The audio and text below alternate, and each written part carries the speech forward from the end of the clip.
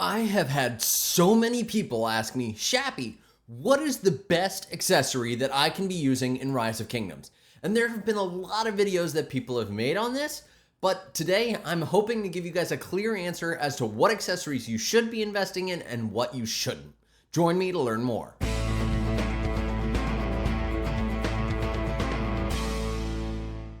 What is up, ladies and gentlemen? Welcome back to another Rise of Kingdoms video from your very own Shappy Gaming. And today we are going to be talking about the best accessory in the game, and that is Peter's sickle. No, I'm kidding. We're going to be talking about which accessories you should be investing in Rise of Kingdoms. This is a question I get a lot, and there are a ton of different accessories in the game and a bunch of different ways to get them. And so all of these accessories have different uses and different practicalities. Now, there are some accessories that are just outright better than the others, and we'll be talking about those, but the first thing I'm going to cover is the accessories that you probably don't want to be investing in this game, and why. Because I've made a couple of mistakes. I've spoken to Omniarch, he's made a couple of mistakes. We've all made a couple of mistakes, and these are by far the most expensive things to forge, so I really want to make sure you guys are forging the right things for your marches. So first things first. You can forge up to really about 10 accessories. Let's be honest, you're probably using 5 marches in the field. Up to about 10 accessories. If you're a whale, fine. Go for, your 14, you have 7 marches, you do you. But for most players, you only really get 10. And there are a couple things that you want to remember when it comes to forging in general. When you forge, there is a chance for you to get a crit, right? And that chance is 100% on your 5th forge. So in theory, you probably want to have at least 3 to 5 of that same accessory. And this really matters because at the end of the day, you want to be critting these things if you can, because refining them is just not practical. It's way too expensive. If you're a whale, sure, go for it. If you've already completed all your sets, go for it. But realistically, you probably want to be able to get at least 1 crit from luck / from a guaranteed crit. So that's something that you do want to keep in mind as you're going through and forging your equipment. Because if you just forge everything willy-nilly, odds aren't great for you. So each commander has different benefits from different accessories. So let's talk about this. For example, you probably don't want to use the Pendant of the Eternal Night on Luce. Why? Because Luce is going to deal smite damage. And so you don't want to use Pendant of Eternal Night because he's going to give you skill damage. Realistically, I don't know how practical the Pendant of the Eternal Night is. To be honest, I think you probably don't want to forge it generally, but we'll come back to that. So which accessories should you be forging? If you can forge something 5 times and you want to make sure that you are generalizing, there are certain things that you want. So if you're going to forge something 5 times, the number one thing I would always say to forge is the Ring of Doom. And yes, everyone knows the Ring of Doom is the best accessory in the game. So obviously, forge the Ring of Doom. The way the Ring of Doom works is whenever the wearer's troop launches any type of basic attack, it has a 10% chance to trigger a 50% bonus to damage dealt for 2 seconds. Now, if you're really lucky and you trigger this will also potentially benefit your skill damage and therefore give you a 50% bonus to skill damage because it's all damage dealt. And this can trigger up to 1 time every 5 seconds. But if you have 5 marches that are potentially dealing, an extra skill damage, that could be a huge deal. So the ring is great for just about any commander in the game. If you guys can let me know in the comment section a commander that the ring wouldn't work for, I'm happy to go back on that, but you're welcome to disagree. Now, the other equipment that I've seen a lot of people love is actually going to be the Horn. The Horn of Fury is really nice because whenever the wearer's troop launches any type of basic attack, it has a 30% chance to gain 50 rage. What this really means is you're probably going to be using your active skill sooner than your enemies. And 30% chance with no cooldown is great. Because if you think about it, that means you're triggering your skills more and more often. This can trigger, multiple times within 10 seconds, which means there is the chance that you could be firing up to twice before your enemies. Realistically, that's probably not going to happen because you do need 1,000 rage, but it does add up and it could make a really big difference and be make or break it in a fight. Now, those are the 2 best things that I recommend forging for everyone. If that's all you're here for, fine. But realistically, there are other equipments that you should be forging, and especially based upon your marches. But if you're just looking for something generally, those are the two things that I would forge. I have a bunch of Horns of Fury, I have a bunch of Rings of Doom, because they're super versatile. But there are some other things that you might want to forge. And the first is, if you're ranged, Immolating Plume is great. Whenever the wearer's troop deals ranged direct damage or ranged smite damage, it has a 50% chance to increase the damage by 30%, cooldown to 5 seconds. If you're using this with the Ring of Doom, there is a chance for you to be dealing a significant amount of damage. And so this is a really nice one to have. It's like the ring, but potentially even better because you have a 50% chance instead of a 10% chance. So odds are pretty good you're always going to have this going if you're using a ranged commander. So that's great. Now, there are a couple things that I would recommend against investing. So the first of which is going to be Call. And there are a couple reasons for this. First, this is not all that easy to get as an accessory. And second, it really doesn't do much for you. So this works such that whenever the wearer's troop launches any type of basic attack, it has a 10% chance to grant a 10% attack bonus to the wearer's troop and up to 2 nearby allied troops. So this is really a support accessory. And the reason I'm not a big fan of this is because 10% attack is not that great. 10% attack is probably not the stat I would go for if you could give me defense or health or literally anything else. I just don't think this is all that valuable. The other thing is, it can benefit your other 2 marches, right? So let's say you have 5 marches of your own. It could do that. But realistically, which would I rather have as a player? 50% damage bonus or triggering my active skill sooner, or 10% attack. Realistically, this is not going to be the most valuable in terms of bang for your buck. Now, one thing I have seen, though, that a lot of people give me pushback on is the war drums. So the way the war drums work, whenever the wearer's troop launches any type of basic attack, it has a 10% chance to grant an extra 50 rage to the wearer's troop and up to 2 nearby allied troops. That sounds kind of familiar.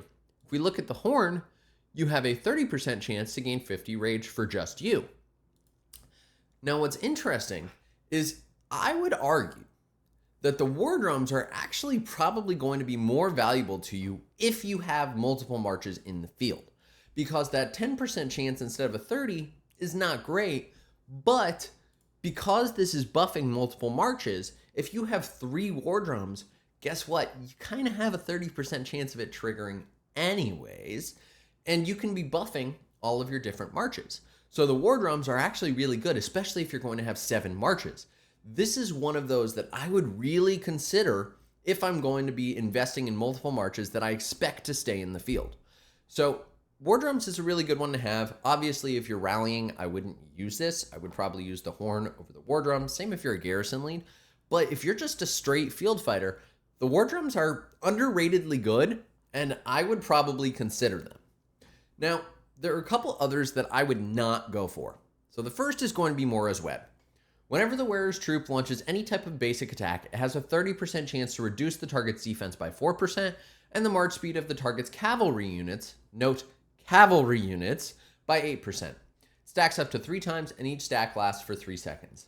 So in theory, this means that you can have a 12% defense debuff, which is not bad, but I'm not crazy about this. I think realistically, you're debuffing cavalry march speed in a murder ball.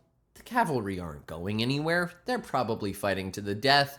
At least that's what my expectation of them would be. So that march speed debuff is kind of irrelevant, and the defense debuff is nice, but there are other things I'd rather have. I would much rather deal more skill damage, more normal attack damage, or be buffing all of my marches so they trigger their skills sooner, especially because in a murder ball, let's be honest, you're not going to be there that long.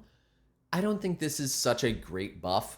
I understand the appeal of the stacking, but I actually doubt that you're going to be able to trigger that stack, especially if you're bouncing in and out of a murder ball. Maybe you can, but this is probably one that I would consider skipping, especially when we do think about the fact that you probably want to be critting these accessories if you can. And I'd much rather get the additional rage bonus from this or the additional damage bonus from here. Now, another one I would absolutely skip is Skola's Lucky Coin. This is not a lucky coin. It is an unlucky coin. Skip this. realistically, the shield is just not all that valuable. You get a 10% shield that only absorbs a damage factor of 500. It's just not worth it. The shields are not even that great. It's not even that practical. And this has a cooldown of 5 seconds. Immediately skip. Just don't do it. The other one that people do consider is the Pendant of the Eternal Night. And I'm not going to say this is bad. I don't think that it's bad. Now, the challenge with this, though, is the main way that you're going to be getting these is the Barbarian Keeps. And so it's just harder to attain. And I also think it's going to be harder for 5 marches. The other thing that gives me pause with this is as they continue to add new skill mechanics into the game, right? You've got smite damage. Now you've got mighty healing. Now you've got combo attack damage. This becomes less and less valuable as they continue adding those. So I really might consider skipping the Pendant of the Eternal Night at this point. I'm sure someone's going to be in the comments like, Shappy, what are you talking about? But sorry guys, that's just my take. I would skip this. Now the other one that I made the mistake of forging, I know, right, is the Vengeance. And the reason that I think this is a mistake is because when you're in combat, the Vengeance is mainly going to be valuable for if you are attacking and getting swarmed by multiple targets. Because the way counterattack damage as a mechanic works is every time a march attacks you, you deal X amount counterattack damage. Let's say it's 100. And so if you have this, you're now dealing 108% counterattack damage to all the different targets attacking you, which is nice. However, this only really adds value if you're being swarmed. And if you're being swarmed in a murder ball, you're dead. It doesn't matter. You're dead. So there are certain targets that this might be good for. So for example, for me, when I originally forged this, I forged this for Attila. Because Attila is rallying cities, probably going to be swarmed. If he's getting swarmed, I want to be sure I'm dealing the most amount of counterattack damage that I can. But at this point in the game, I would say probably to skip the Vengeance. And the main reason for that is actually going to be the Greatest Glory. Because the Greatest Glory is the biggest sleeper accessory in the game, and it has gotten super valuable. This accessory, just so everyone knows, 5% more normal attack damage. Normal attack damage applies to normal attacks, which is when you're attacking a particular target. Counterattack damage, so this is 5% instead of the extra 3% that you get with Vengeance, so it's almost the same buff. Smite damage and combo attack, all buffed from this.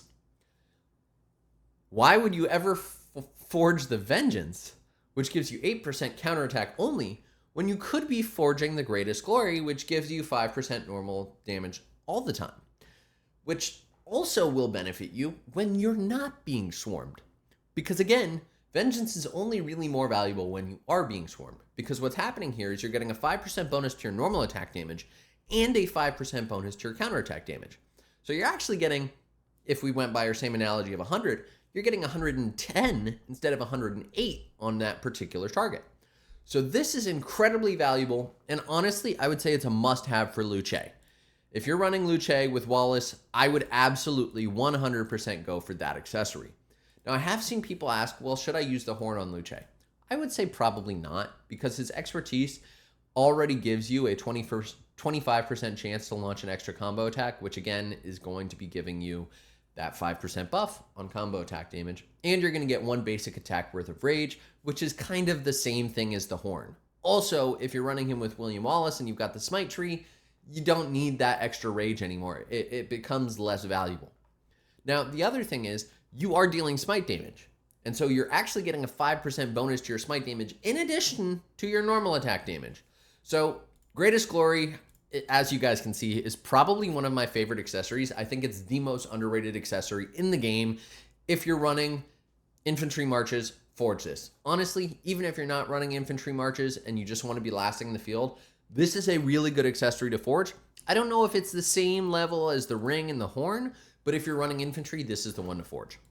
Now, the other one that I've seen a lot of people think about is Concealed Dagger. So Concealed Dagger used to be great. Remember Wick Gaming? He said how great Concealed Dagger was. Well, it was. But the problem with Concealed Dagger is it really becomes most valuable when all of your marches or multiple marches have this. Nowadays, people aren't forging this quite as much, which means that while this debuff of health by 5% could be really cool, right? You can debuff It stacks up to 3 times, so you can debuff 15% health. That's a huge deal. But I don't think it's as good as some of the other accessories. Now, what's nice about this though, much like the other one that we took a look at, is you can throw this on Luce, and then you're having that debuff and you get the extra basic attack, which means a better chance to proc your concealed dagger. But realistically, if I'm running Luce, I'm probably going to be using Greatest Glory and Ring of Doom because that's going to give me the best bang for my buck. I think those are the accessories I would recommend you guys forge. I hope this has been insightful, and if anything, it's taught you don't forge vengeance. It's just not worth it. If you guys have enjoyed, be sure to drop a like on this video and hit that subscribe button right over there, bottom right-hand corner. Thank you all very much. Chappy out.